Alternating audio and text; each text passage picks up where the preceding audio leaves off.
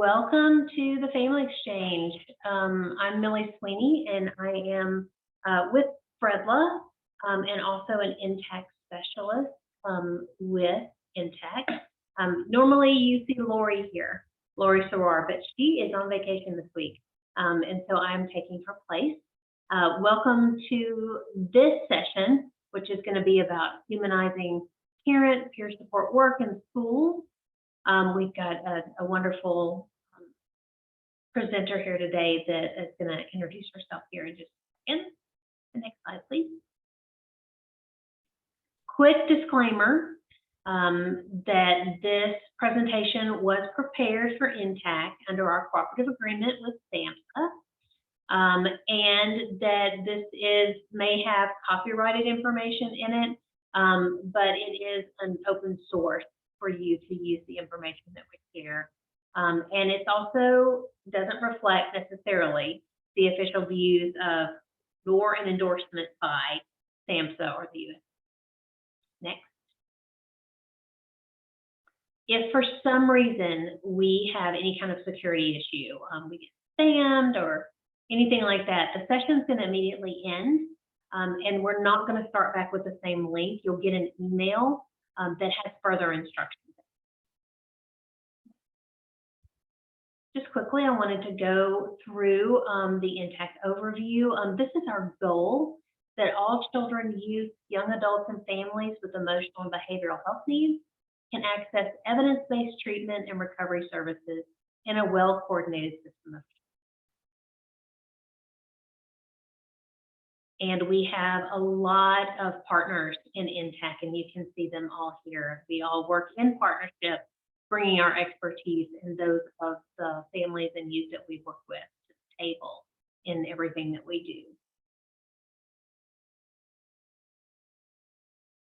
do. We serve just about everybody, state and local agency leaders, the mental health workforce, peer support providers, community-based providers, families, youth, anyone who is interested in building a coordinated system that works with children, youth, and families for better outcomes.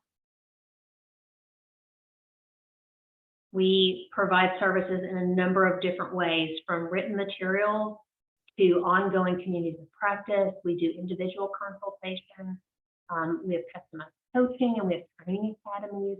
We have the System of Care Grantee meeting coming up next month, and we also do a System of Care Summit virtually every week. So at this point, I'm going to turn it over to Oriana Idez. Hope I said that correctly. She is our presenter today and some very interesting information to share. As we go through the presentation today, please feel free to interact in the chat, as well as if you have a question or a comment. Oriana is perfectly fine with using the raise your hand feature and unmuting, and she can respond. Oriana? Yes, thank you. Thank you so much. It truly is an honor to join you in this journey and to be in conversation with you all. I have a tremendous love and deep respect for the work that you do to support young people and their families in accessing the support that they need in navigating the systems that do and don't hold them, but should. So as Millie shared, my name is Oriana Idez. I will share just a little bit about myself before we move into it's not a presentation, it's not a workshop, it's just kind of an offering, a conversation I hope we can be in together. I am a parent. I am the mother of a almost 25-year-old who has gone through school. And I am the mother of a 3.5-year-old who is so beautiful and precious and looking to school soon. So I share that. I have been a teacher, the founder of a small school many years ago in San Francisco, the community that I grew up in. And that was an incredible experience in a place where I learned so much. trying to hold young people and their families within the system, young people that I felt deeply connected to because I grew up in the same community as them, and got a chance to connect with their humanity in ways beyond just what the school provided or what was allotted for within the school day. And after being a school teacher for about 12 years, I went back to school to earn a master's in clinical psychology. I was really struggling with the ways that trauma was being discussed in school spaces. And I thought a lot of maybe misinterpretation was taking place. And I wanted to really learn how to better support young folks that were struggling with deep apathy. We were a college preparatory high school, and I was seeing that a lot of our young folks were choosing not to go to college. And I was wondering, did they believe that college wasn't for them, or did they just truly desire a different path? And so that was a bit of what enticed me to go back to school. And after school, I became a school-based mental health service provider. And in Oakland, California, there's a really amazing role called the community schools manager role. And I served in that role for a number of years at different schools here. I've also had the honor of working as an external partner in a community-based organization that provided mental health services and integration support for young people and families once they are leaving the carceral system. So upon reentry to home and school, employment, and their social structures after being incarcerated. So that's just a little bit about me. I'm a TA specialist with NTAC. And please, at any point, if you have resonance with what I'm offering, if you have an experience that is coming to mind, I invite you to share it in the chat. I really do hope that this can be a conversation, as I said, and you're also very invited to unmute and share your wisdom and your wonderings. So with that introduction of myself, I'd like to take a moment for us in the chat to introduce ourselves. So if you could share, drop into the chat your name and location, the role that you play in caring for others, and then what brings you to this space today? Are you coming for community, for connection? Do you have a question you're holding? Is there an experience that you want to offer or share? I would love to see that in the chat. So we'll take a moment for that.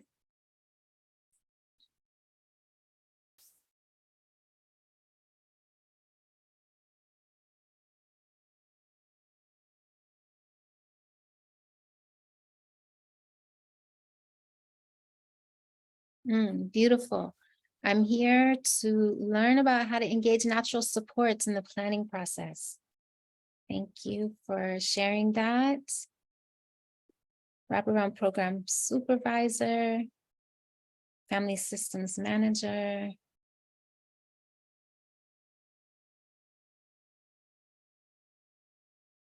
Caregivers, we have caregivers in the house, parents, beautiful.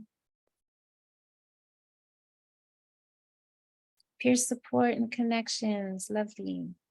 Well, thank you. Thank you for introducing yourself, for sharing just a bit about the work that you do, any questions or hopes that you're entering into this space with.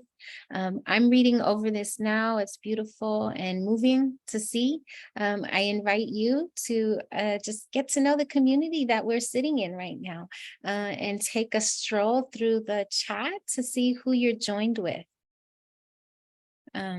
Someone I deeply respect, Adrienne Marie Brown, she says that there's a conversation only us in this room can have, and that it is our work to find that conversation, that we are a unique constellation of ideas and experiences and insight, and that really being together, gathering, is an opportunity to find that conversation. And so that is our invitation to you.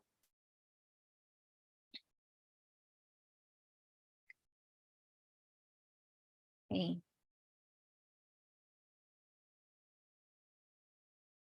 Thank you. Oh, this is beautiful to see. So I will share just a bit about what I have planned for us in this time together, the objectives that I hope we can meet, and I would love to bring in the hopes that you have for this space and time together as well. But I have deeply believe in the possibility of healing and the possibility of renewal and post-traumatic growth. I believe that we are living in incredibly traumatic times and that we all are experiencing multiple crises, individual, unique, but also collective and universal. And so this idea of a healing-centered school is, or healing-centered community is one that I really believe deeply in. And I hope that we can explore some of the tenets within that idea or framework, that we can speak to navigating systems of care within a school ecosystem. So looking beyond the individual towards the larger systems that hold us. And that we are also able to explore perspectives and frameworks that strengthen or support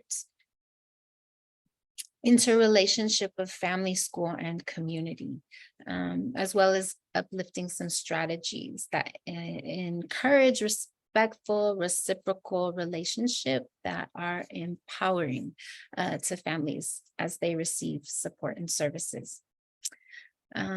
We are in welcome and introductions right now. We'll move into some examining of the school ecosystem. And I imagine this information is not brand new to you. These are probably frameworks that you are familiar with. And so I encourage you to bring your wisdom into this conversation.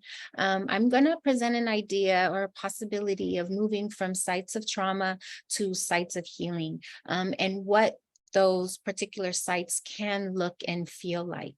And then we'll dive into exploring humanizing systems, humanizing partnership, and community care.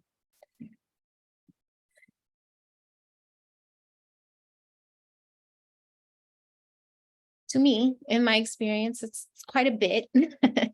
And I also want to recognize we are in the middle or maybe the end of your day, in the middle of the week. And so before engaging in all of that, before asking you to take in new information and make meaning of it or kind of compare it to integrate it with your existing information, I want to provide us an opportunity to settle in. And so for the next 30 seconds, however, these asks may feel accessible to you, you absolutely have choice, but invitation is to drop your shoulders. Invitation is to find a posture that allows for deep breath, fluid breath, easy breath. Invite you to unclench your jaw. Pay notice to your eyes and soften the tissue and the skin and the muscle around your eyes. If your body could use a stretch, I invite you to give it one. Sip water if you have, shake a bit if you have, extend gratitude for this moment if you can. Feel into your feet. Wiggle your toes.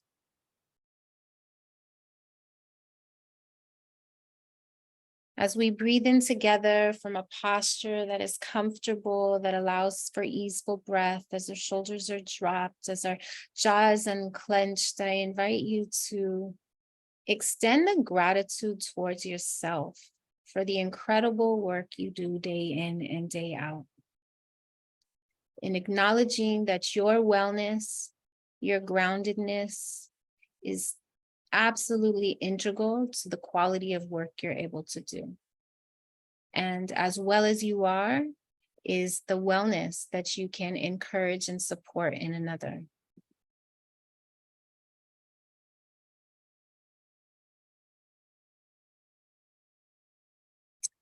I'm going to find the chat again and humor me a bit is there a cat here, 1 through 9, that kind of illustrates the way you can describe your own personal wellness on this day, in this moment? Hey, beautiful. 8, 6, 5,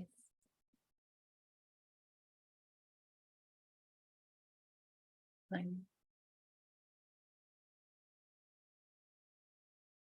8,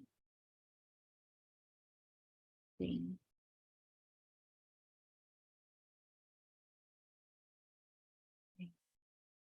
We are across the board. I see some exhaustion. I see some calm and centeredness. 8 is like this loving anticipation and exuding of wellness to me and joy. Some 9, I don't know how to put that in words, but we're across the board. When you think about how you were this past school year, what cat would best describe? We're midsummer now, right? So what cat would best describe your state of being, your wellness, your feelings in the past school year? I'd love to see that. Okay. Okay. Yes.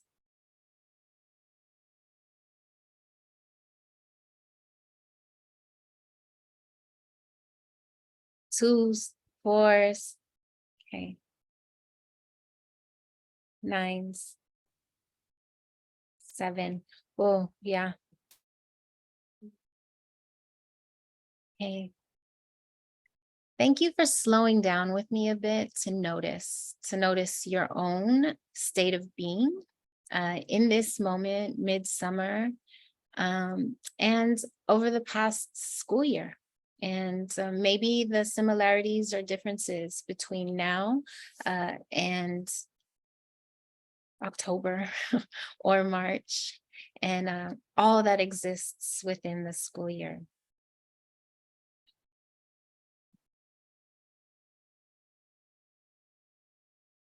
Maybe if you can put a reaction in the chat if you are familiar with the idea of the ecosystem or the school ecosystem.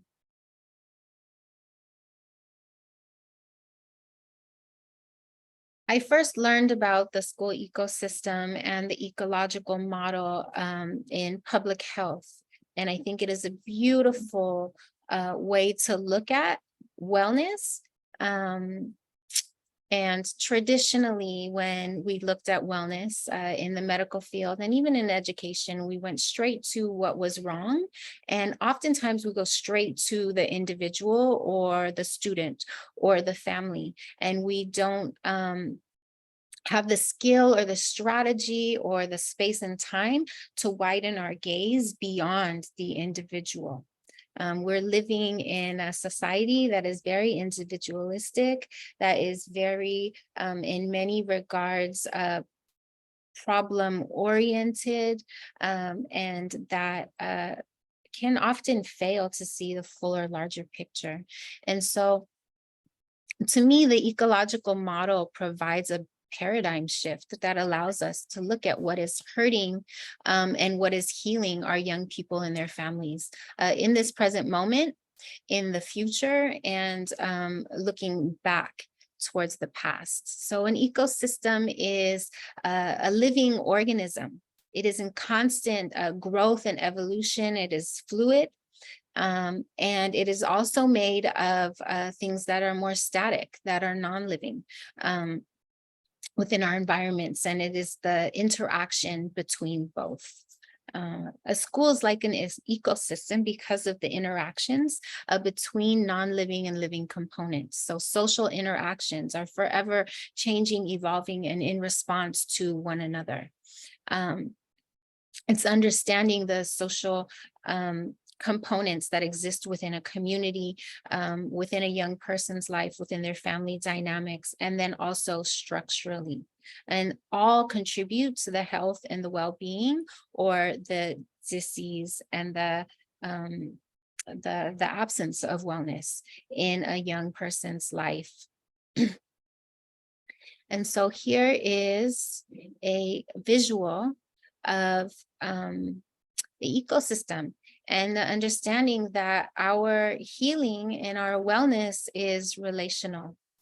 And that is cultural wisdom.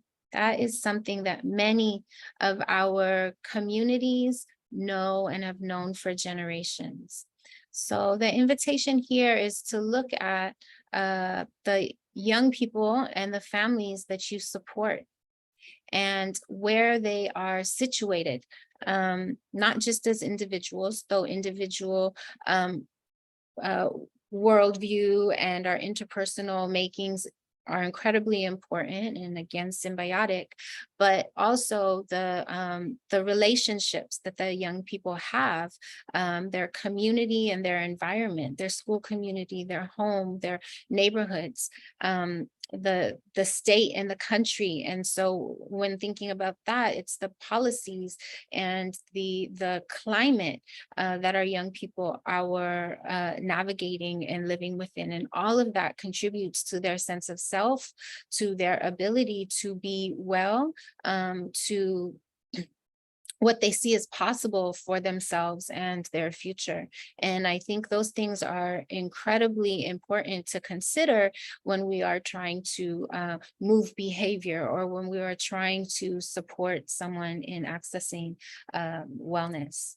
And then in addition to looking at the self, the relationship, the community systems and structures, it's also important for us to think about history and legacy. And those things, we're learning more and more in the worlds of behavioral science that intergenerational trauma is something that, is lodged within our DNA and which creates shifts in our DNA and absolutely contributes to what is possible for us. Oftentimes when we look at this structure, I think it's important that we're looking at this structure not in just what is harmful or where the barriers might exist, but where is there opportunity for healing, for growth and for post-traumatic growth. And so I just want to invite folks to think about the ecosystems that you exist within personally, and the ecosystems that your young people, that your families and your communities are situated within. Where are the opportunities for healing that exist within those communities, within those young people? And what are some of the very real barriers they and their families are pushing up against?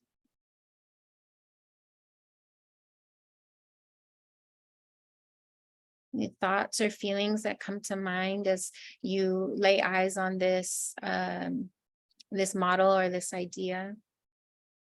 You can unmute and share them, what's coming up for you.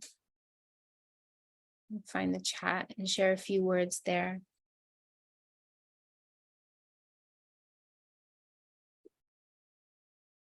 Thank you. Yes, the micro, the macro, global systems, equity. Lovely, equity. I would love to hear more about that. Yes, there's resonance with that. Organizational health.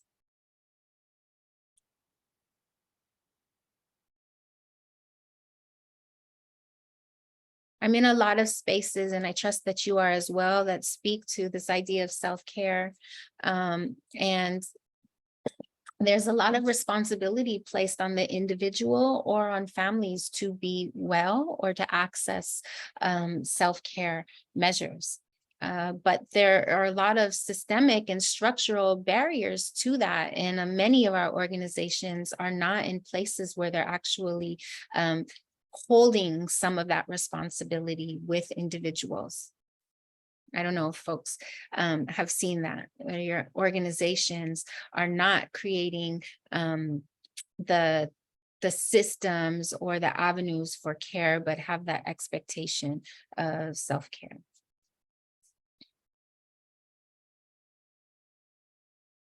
Okay, equity, feeling a part, something they contribute to.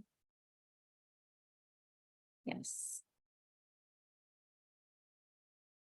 The connection here, right, can be empowering for me to see this, that I'm an individual, but I am constantly influencing and connected to these other realms.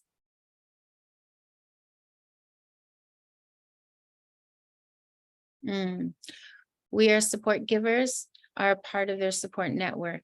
This pushes you to think about those without a support network. Okay, I'd love to hear more of that. Anyone feels comfortable and kind of unmuting or sharing to that. Misunderstood, misattuned. Christy, I'm with Courage to Caregivers. And, as we create this very rich, safe environment to support caregivers to come and talk about their loved ones living with mental health challenges or chronic or serious illness challenges, I just see the beauty of it unfolding. And yet I'm reminded that this may be their only source of support, their only support network. They don't have family members who understand truly or could be there for them, or they stand in judgment. And so there's just a lot of people out there without a support network. And maybe the school is the only safe place for a child. And so that adult that they come in contact with might be the only source of support that they have. Mhm. Thank you. Thank you. And I think it's so important that we're thinking about that young person that maybe only has one person or one place. I want to also invite us to think about that one person or that one place. What strain does that put on you, or what strain might it put on you to know that you are the only place providing safety or refuge for a young person or a family? How does that show up for you in your body, in your work, in your boundaries, in your own wellness?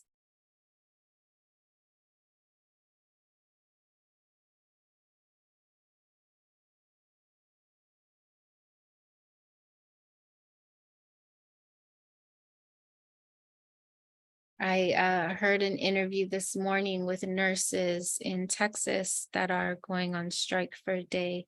And they were saying that at the end of their day, many of them just have to go into the locker room and cry before going home. That what they're holding, the magnitude of what they're holding is so much that it is finding its way into, all the realms of their life. And, I think it is a unique place to work in hospitals right now for sure. But I think schools also are not given the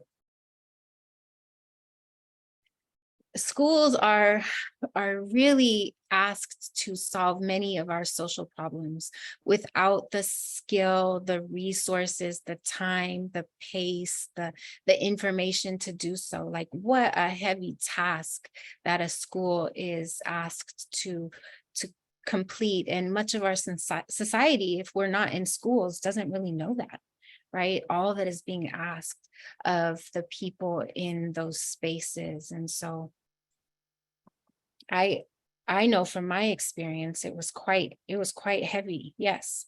Compassion, fatigue, burnout, overwhelm, exhaustion, for sure. Stress compounds, and professional caregiver burnout is real. Yes.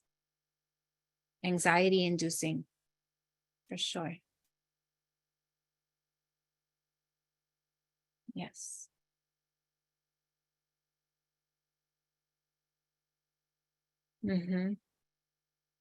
Professional caregivers. Thank you. Yeah.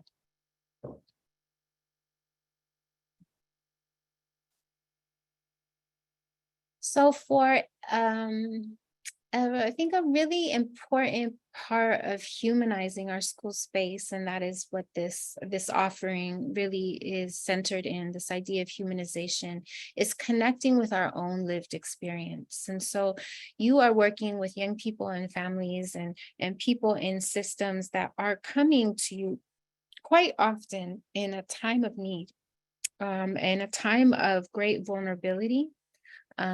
Oftentimes, if we look to this chart here, you can see many of the folks that come to us in need in time of vulnerability are descendants of folks who have been mistreated and unable to trust the systems, right? So it's not just that individual or their family, but for generations have been held improperly by systems, by school systems.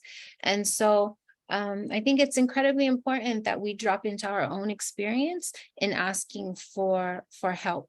And what is it like for you when you have to ask for help, and connecting with your humanity and having compassion and being able to bear witness to another's experience? It is kind of making peace or fully acknowledging your own experience as well. And so I have this opportunity for reflection here. And it's just an invitation. It feels accessible to you. I wanted to give us about 3 minutes to think of a time in which the last year or the last 3 years where you or a loved one needed support from an entity within your ecosystem. How did it feel to access that support? Were you excited to access that support? Were you sure that your inquiry would be met with a responsive offering? Did it feel a bit scary? So how did it feel to access the support? Thank you.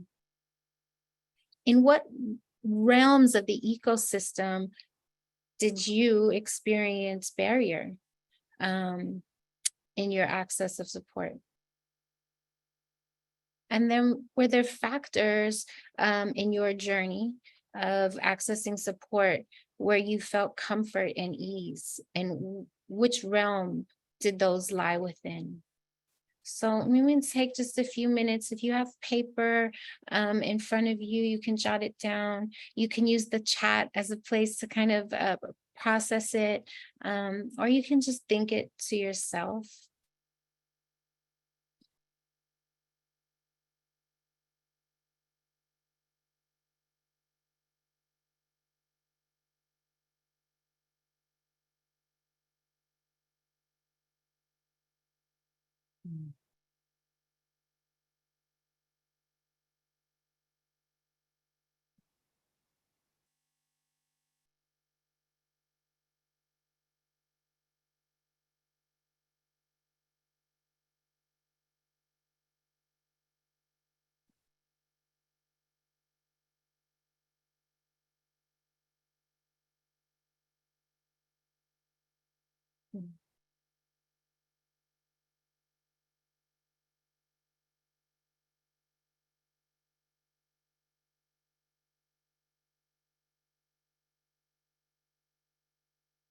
Going to give us just another 30 seconds to kind of think.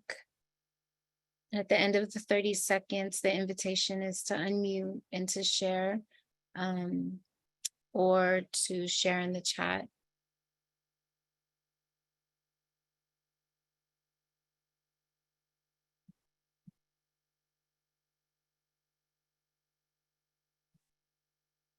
I'll also read some of what I see in the chat.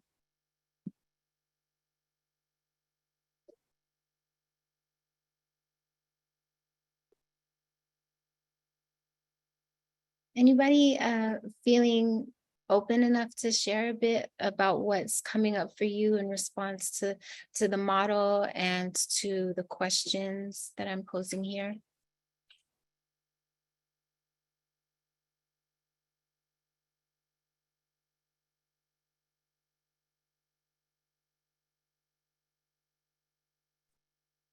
Charlotte, thank you.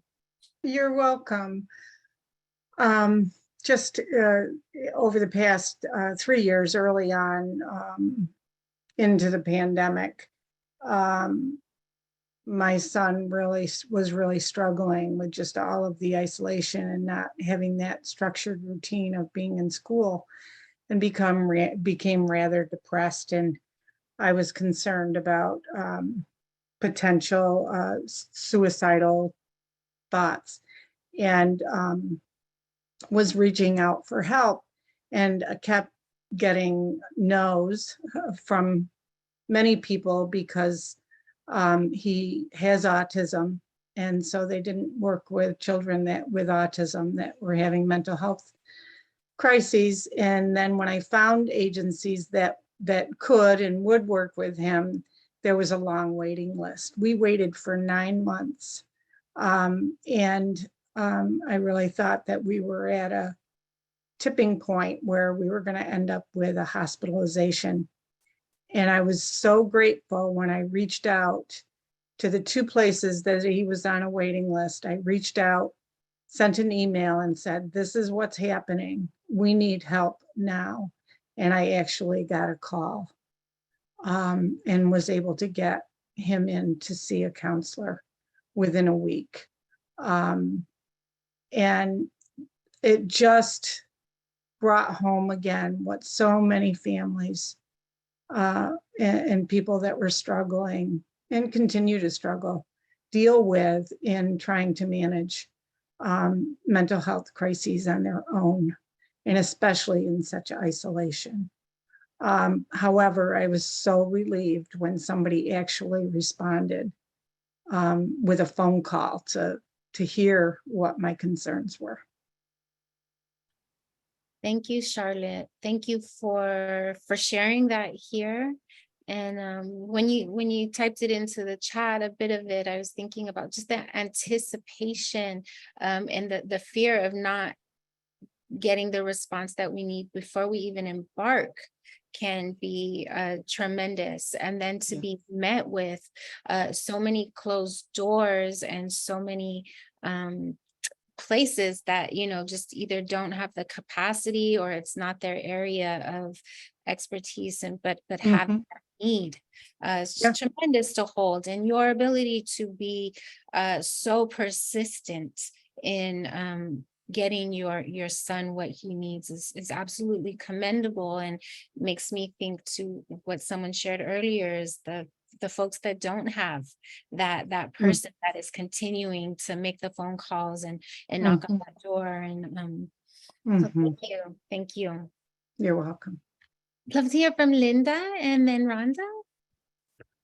Yes, I live in Florida, and I'm very lucky to be working on a SAMHSA Children's System of Care grant in a couple of counties here on the Treasure Coast. And we are focused on young people. And I have to say that even with all of the barriers that exist and the difficulties that exist in the school systems and in mental health care, Florida is 49th in the United States in access. And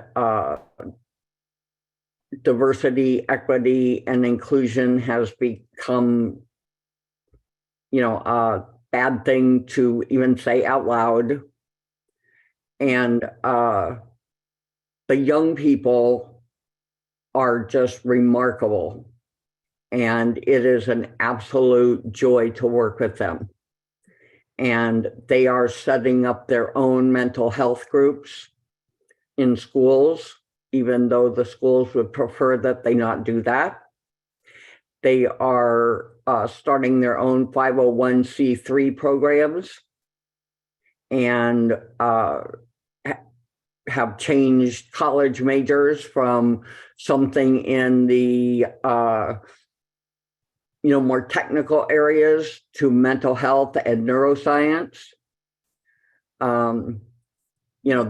They are waking up and getting it. And they're not going to allow their mental health to be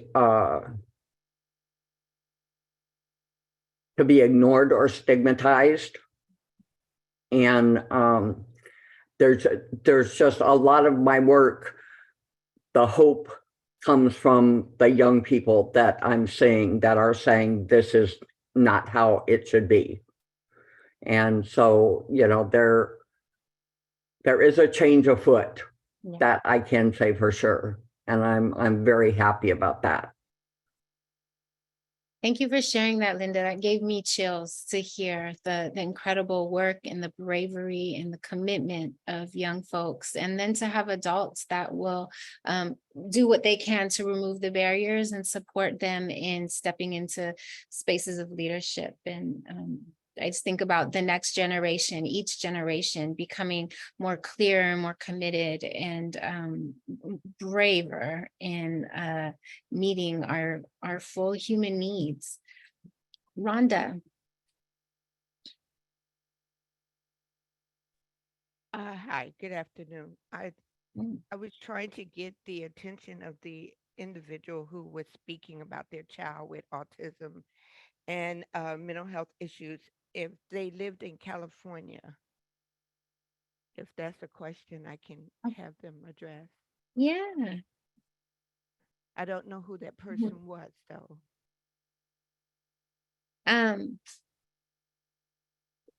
That was Charlotte.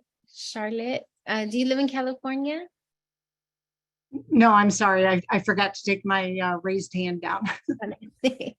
Are you in California?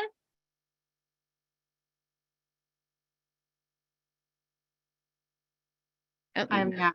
No. Sorry.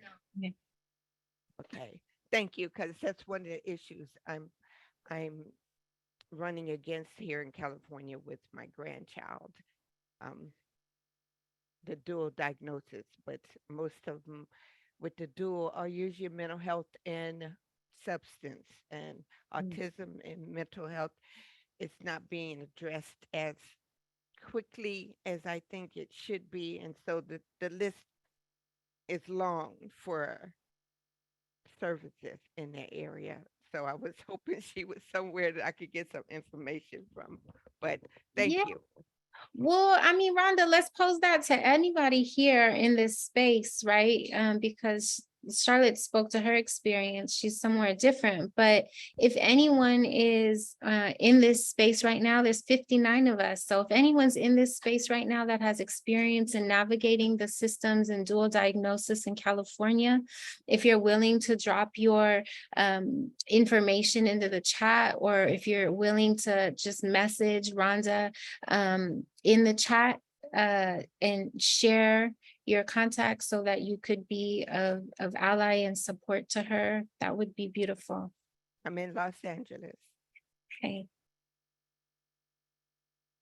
And we have programming in Orange County and Los Angeles area, and I can take your name down as well and could connect you with people that we work with as well to see if they could support you in navigating the systems.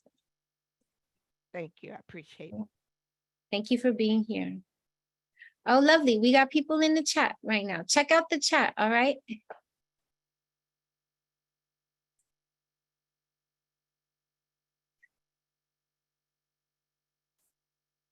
So in acknowledging the ecosystems and its many realms or layers, I also want to present this framework here of systems that can be incredibly trauma-inducing. And maybe we pull from the experience that we just tapped into with those reflection questions to systems that are healing-centered. And I invite you to look at the tenets of a trauma-reactive and trauma-inducing system. They're fragmented, they're reactive, there is no felt sense of safety, or safety isn't something that is consistently, reliably established. That it is fear-driven, that it is deficit-driven. There's a rigidity to something that is trauma-reactive rather than some fluidity.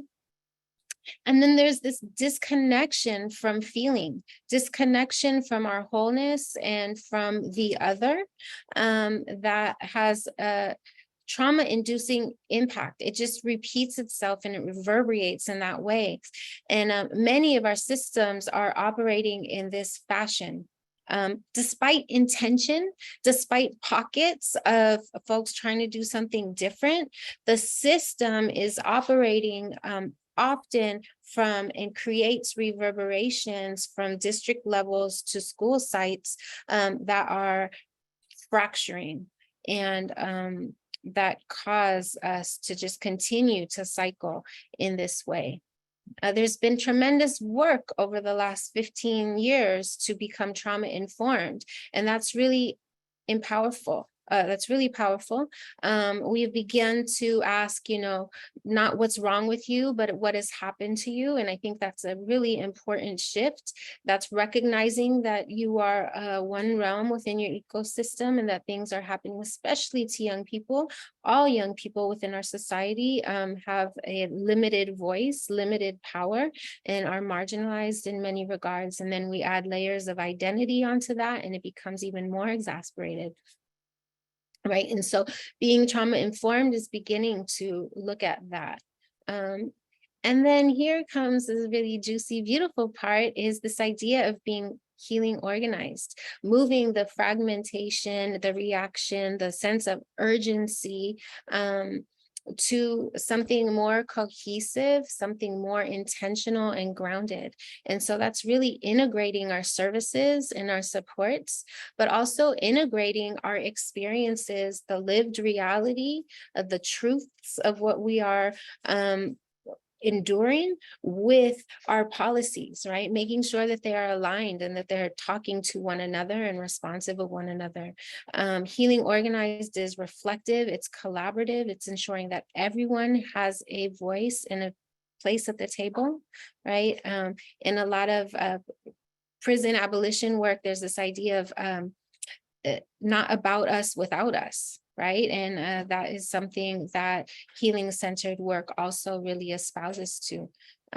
This centers the relationship and the possibility of growth, flexibility, and as already said here in the chat, equity, right? And it's inclusive.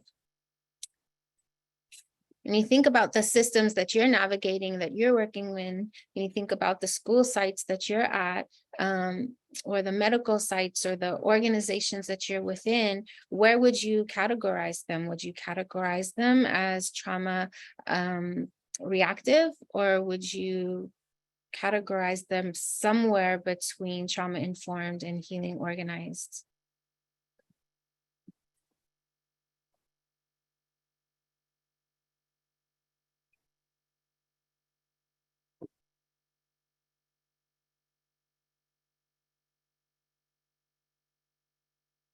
Invitation to share that in the chat or out loud, or just kind of notice to yourself.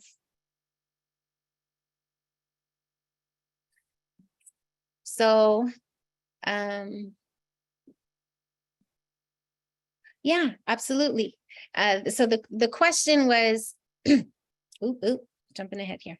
When you think about the organizations that you're situated within, the districts, the school sites, or your communities, would you categorize them as trauma reactive, or do you see them somewhere between trauma informed and healing centered? So just inviting you to kind of take stock of where you're at and what the climate and community is like that you're wading through. Yeah. Thank you, Christy. We have some trauma informed.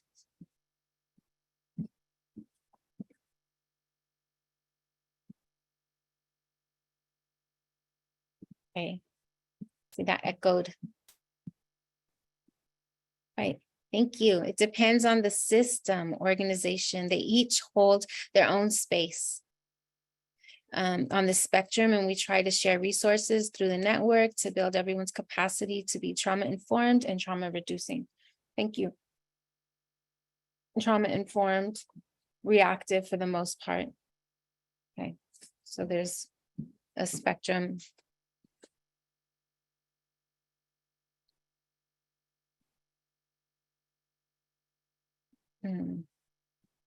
thanks. I know, I'm jumping ahead here. Tech is not my strong suit. All right. So in efforts towards moving towards healing centered and trauma reducing is this notion of humanizing, right? In efforts towards healing, Taj James says he was the director of an organization in San Francisco called Youth Making a Change, and he did incredible work with young people to build their leadership capacity and pull parents and educators and community stakeholders into youth development work. And he said in effort towards healing, remember, don't thingify, humanify. Shifting our way of being is our tangible outcome. Systems change comes from the big group making big shifts of being, right? And then we're going to hear from the work of Sean Jen right next, who speaks to this idea of smaller pivots. And so he says, if we just pivot a little bit, if we move our step just a little to the right or the little to the left, that in 10 steps, we're walking a completely different direction. And so this is a call to make shifts or pivots in our own ways of looking at our wellness, but also in our relationships and the communities that we're holding.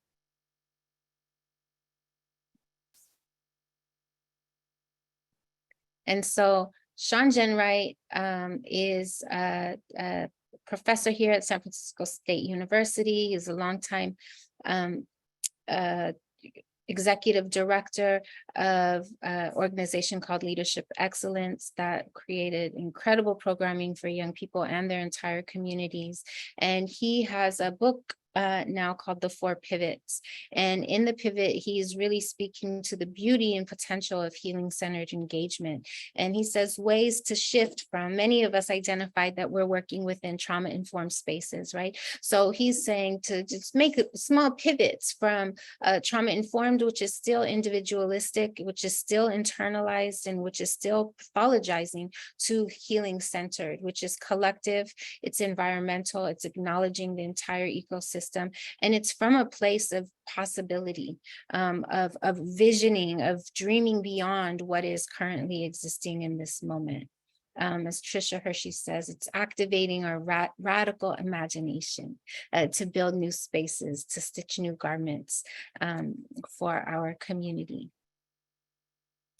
And he says the healing-centered approach comes from the idea that people are not harmed in a vacuum, and well-being comes from participating in transforming the root causes of the harm within institutions.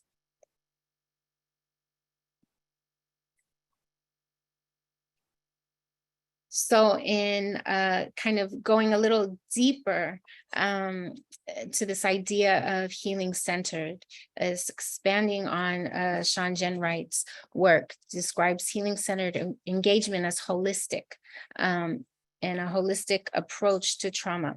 And it is explicitly political rather than clinical. That it's culturally grounded and views healing as a restoration of identity. How do we restore rather than make you someone different? Restoring is the idea that something was taken from you, but that you had it within you, that you have it within you. It's asset driven and focused on well-being rather than symptoms we want to suppress. So within that, I hear hope, right? It is supportive of providers in their own well-being. And it asks, who are you? What is right with you? And what is right with your community?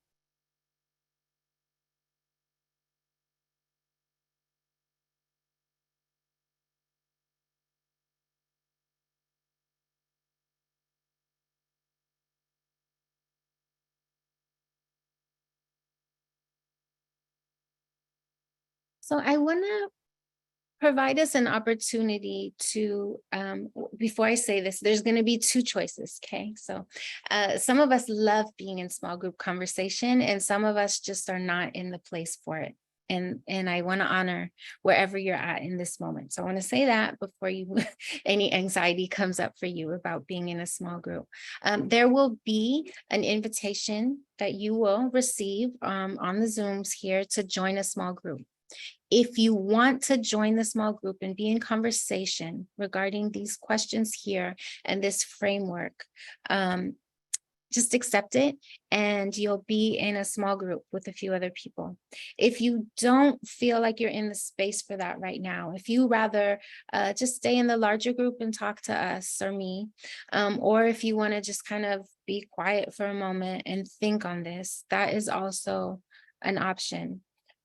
We are going to have 8 minutes to be in this small group conversation. So just a moment, you will see an invitation to join a small group. Once you're in the small group or before it, actually, if everyone in this room right now, in this Zoom room, could click on the link before anything else, click on the link in the chat. It is a Google Doc. It's an anonymous Google Doc. And the questions are here in the Google Doc. So if you could bring your mouse down to below the image and the words, there's an invitation for you, if you'd like to just work independently and think on this independently, to respond to the questions like this. In just a moment, there'll be an invitation to join the group if you would like to. In that group, you'll have 8 minutes to be in conversation with a few other people about these 3 questions, and anything else that is feeling necessary for you to speak to in this moment. Are there any questions? So once you're in your groups, you can also still use this document to note what you are discussing in your group, but not necessary. You can just be in conversation with one another. So in just a second, you'll see that invitation.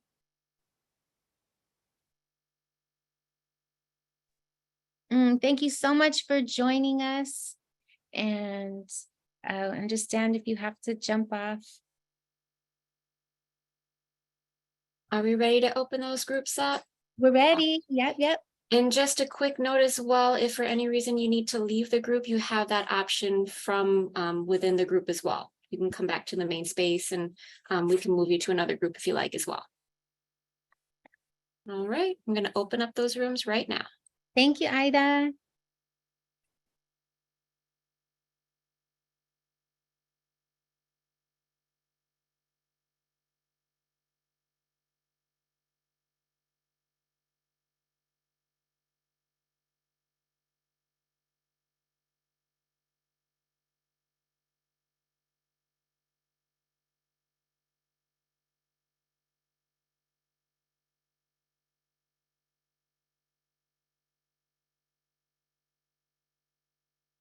And for those that are still here, if you're needing any assistance moving to the group, please let me know as well.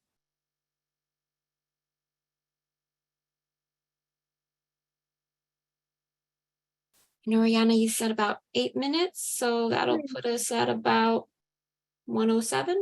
Yep. All right. And do we close at 1:15 or 1:30? 1:30. Okay, lovely. If anyone is here right now and needs assistance in getting to your group, can let us know. And if you're just choosing to be here, that's lovely as well.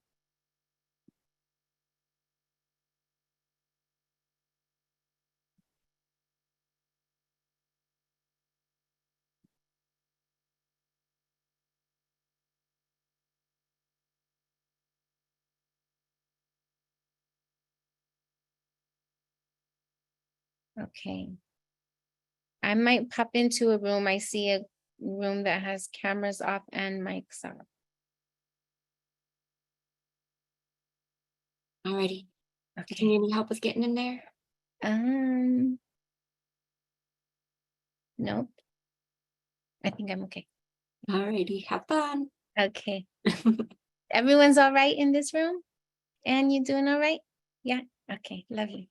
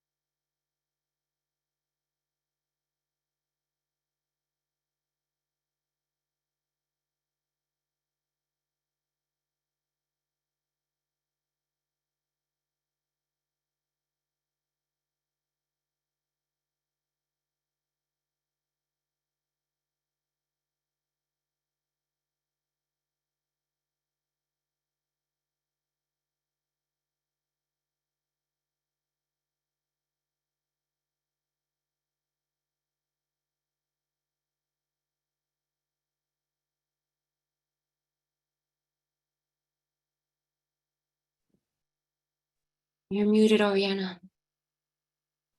Sorry, I'm trying to figure out how to get the screen back up. The slide deck, let's see. There we go. Hope that didn't cut you off mid-sentence. It did cut me off mid-sentence. But want to make some space here as we come back to a full group. Or maybe you were in the full group the whole time and you didn't break out into small groups. But what is surfacing for you as you think about this model, about this paradigm shift, as you think about your own experiences, where you're situated, where the families you're serving are situated? What thoughts and feelings are coming up for you? What ideas are surfacing? Love to hear it.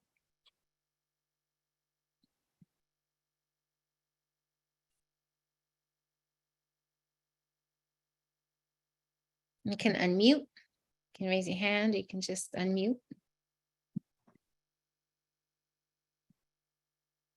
This is Charlotte. I just wanted to say, I think in our discussion, Michelle and I, there's some progress in regard to humanizing these partnerships and working together to be more responsive to families' needs, cultures, and understanding that not one service fits all needs, and really looking at maybe more innovative approaches. If a family or youth is not open to or seeing the need to do outpatient counseling, what are some other ways to meet those same needs? One of the examples that I like into that too is you've got a child or youth that's highly dysregulated, has a lot of sensory needs, and has physically aggressive behavior. So maybe outpatient counseling isn't really working for that youth and family. Can we look at other types of interventions, such as occupational therapy, or maybe some other kind of thing like Taekwondo, or, some other things that are more relational, but are not so direct or head on to trying to address the concerns. Yes. Thank you. Thank you for sharing that. Yeah, I mean, so many of the interventions that we've had in schools I've been a part of were just talk therapy. And there's so many barriers to that. And many people, not just young people, are not ready, or that's not the modality that works for them. But how can we connect to their sense of belonging? How can we meet those objectives that could happen in talk therapy in other ways? And there's so many ways, right? That we can do that to provide a sense of purpose and belonging and increased sense of efficacy and opportunities for success. Whereas academically, that might not be just in that moment. Anyone else? I'm jumping ahead of my slides again, sorry. Anyone else feel called to share what came up in your small group? I want to say that for me was resonant something that was saying in the group is because what I say, I'm Hispanic and I working mostly with Hispanic families because they have a lot of lack the information. Not only the information is they don't understand the system, the language, and there's a lot of barriers that sometimes don't consider it and don't help them. Is because take more time, take more effort, and it's like I see advances, but it's not so much. It's very limited information in not only in Spanish, is in other languages.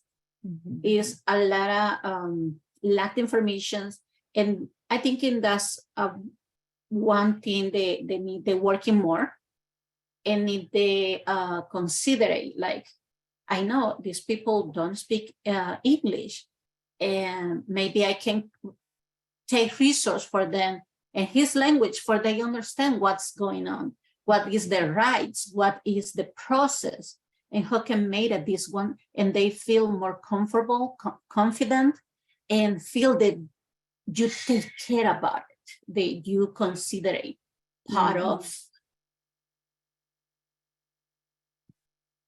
Thank you. Thank you. And what I heard you saying in there is that we're moving too fast. or that's too me. much to do to even make those considerations. Sorry, I heard someone unmute. Please speak.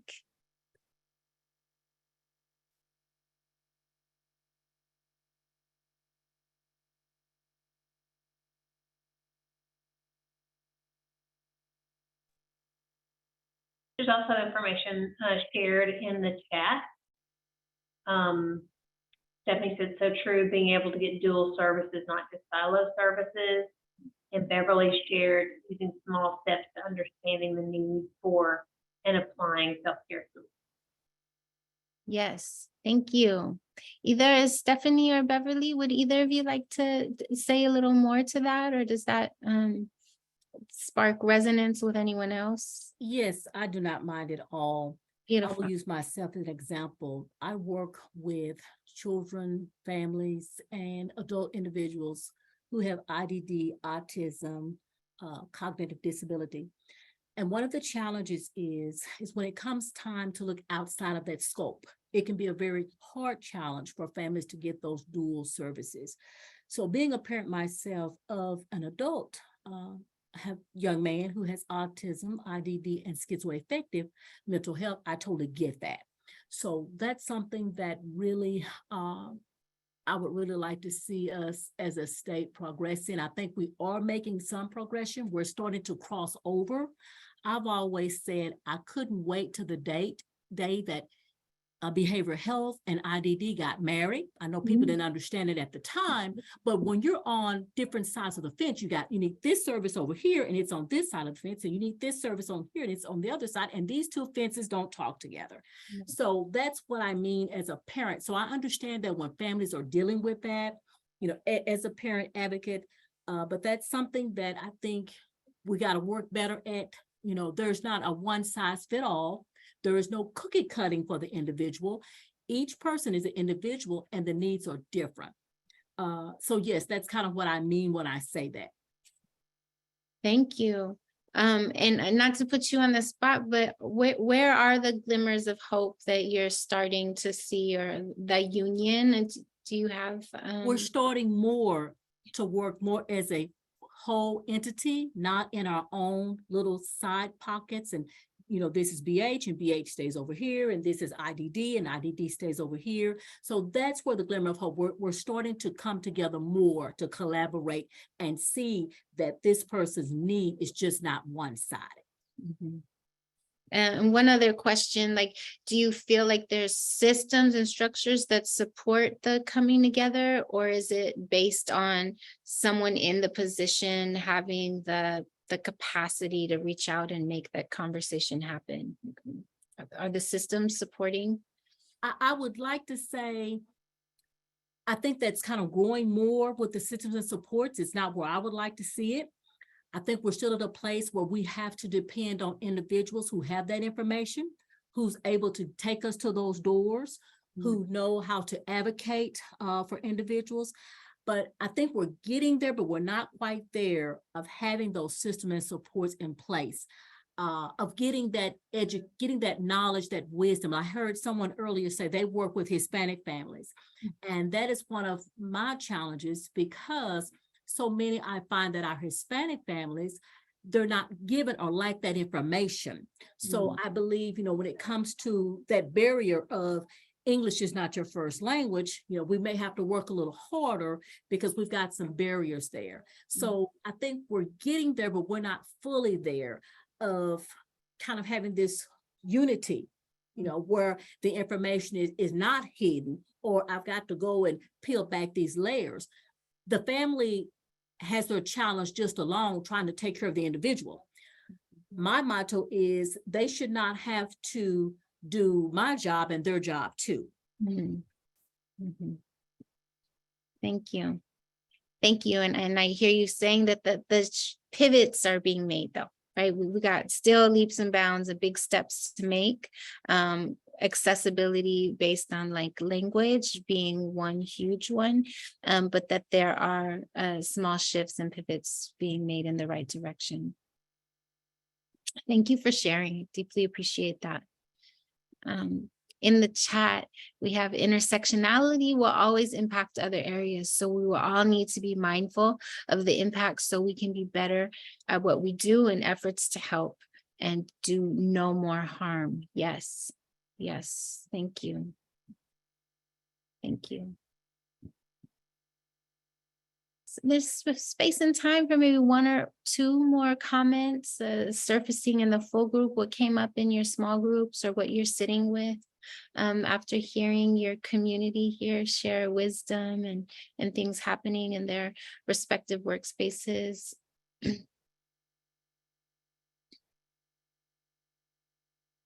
I've been trying to come off of mute. This is Beverly. I was just paraphrasing what our group was talking about, and I would like Miss Charlotte to get into it a little bit more. I know it was more of her conversation with the whole group, and we all giving her praise and amens. So for something that her agency does for the caregivers, parents that they serve. Ms. Charlotte, if you wanted to come off mute and give more insight to what we all discussed in the group. Sure. I'm with Family Support Partners of Virginia, and we are a family-run organization. And we are all, our entire team, I'm the program director, are parents with lived experience, and we support parents who are navigating the systems of care. And what we're doing is we're solely funded at this point in time through the Family Assessment Planning Team, which is part of the Children's Services Act here in Virginia, which provides funding and resources to families who are struggling with a child in the home that has behavioral and mental health needs, and sometimes autism or developmental disability. But what we're doing is really working as parents, coming alongside parents. We're working with our localities to help them to understand that one shoe doesn't fit all, and that there are families that really could benefit from less traditional services. We have been successful in a couple of localities in helping our team to understand the need to put supports in place when children are preparing to leave residential placement, because as many of us know, or at least has been our experience, that kids come home from residential placements and they have to wait for services to be put in place because Medicaid and or insurance carriers do not implement services for kids that are already at the highest level of care in residential. And so we've been able to get with at least 2 or 3 families those services approved under our Family Assessment and Planning Team for funding, so that the youth are coming home from that discharge with those supports and services in place.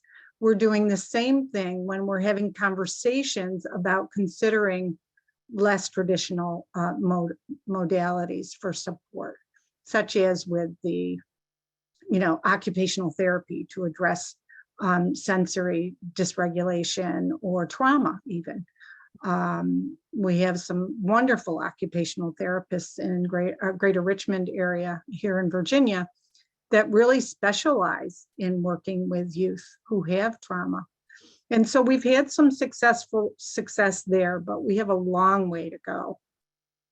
I don't know if that fully answers the question, but I'm open for any comments or questions further.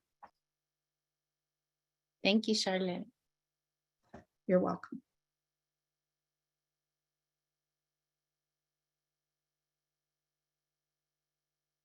Yeah, so any follow-up questions to Charlotte about the work that they're doing? Or anyone else want to share what came up in your small group conversation, or what you're sitting with right now? What feelings you're sitting with right now? What wonders you're sitting with right now? I have two closing quotes that I want to kind of offer and provide space for conversation around. And I wonder if anyone who hasn't spoke yet feels called to read it out loud for us.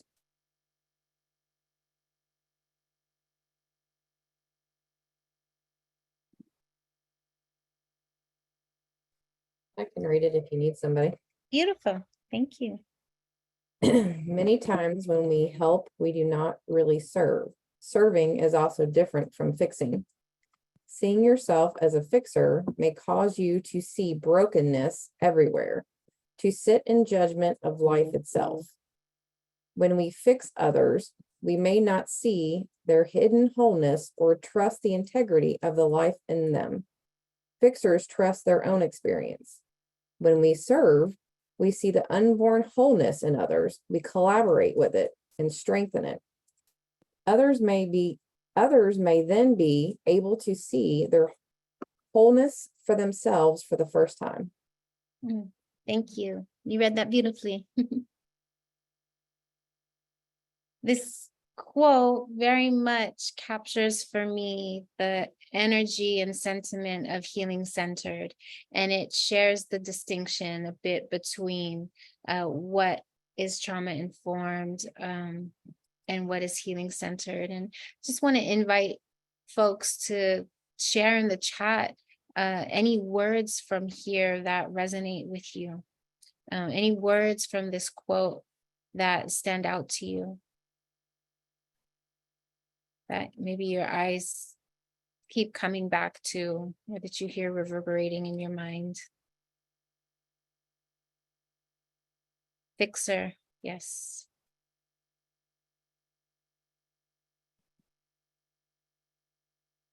Fixer.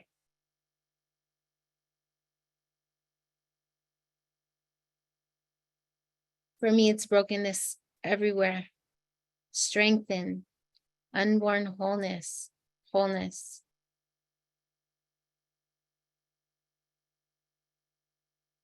Collaboration. When you think about our wellness, which is a tenet of healing-centered engagement, right? The way we approach the work deeply connects to our likelihood towards burnout, right? If we are fixing, if we are doing for and doing over, as opposed to working in partnership with, or then we are overexerting ourselves in many regards. And you think about we're over functioning on behalf of our clients in our work.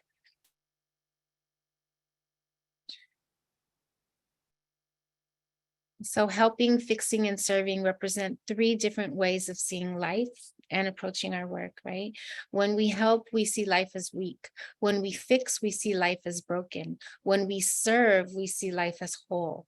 Fixing and helping may be the work of the ego, and service the work of the soul. And so in closing our time together today, I wanted to share these words and my deep, deep, deep appreciation for the work that you are doing. I am incredibly moved. I am leaving this space feeling incredibly moved, and even deeper commitment to being a part of this community. And I invite you to share in the chat. Continue to share what these words surface for you, what you're sitting with at the end of our time together, any appreciation you want to offer one another or yourselves.